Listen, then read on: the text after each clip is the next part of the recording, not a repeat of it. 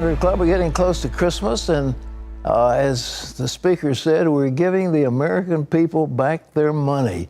That's what House Speaker Paul Ryan said about the new tax cuts, which passed the Senate yesterday, passed the House. They had to do a few revisions. They're working on that right now.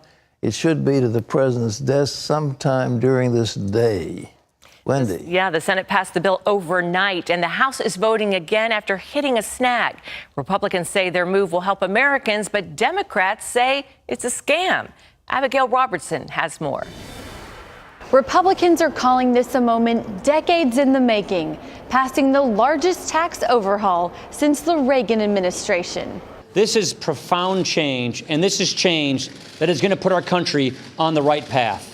The bill initially passed both chambers, but the House must vote again because its original version contained provisions that violated Senate budget rules. Despite the delay, Republicans remain confident the bill will clear Congress and the president will soon sign it. Starting next year in February, every American should check their check because they're going to get more money to bring home. The new tax plan slashes the corporate tax rate from 35% to 21%, which House Majority Leader Kevin McCarthy tells CBN News will lead to economic and job growth.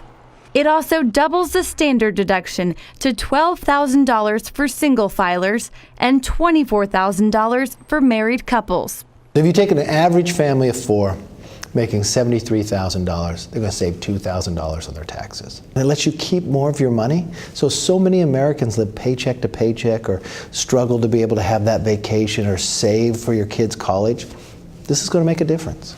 And for many, it simplifies the tax filing process down to a postcard. The uniqueness is, instead of spending weeks or paying somebody a lot of money to fill out your taxes, you'll do it in minutes. That's the difference. Democratic opponents call the bill a tax scam and argue it is just a cut for the wealthy and will raise taxes for the middle class.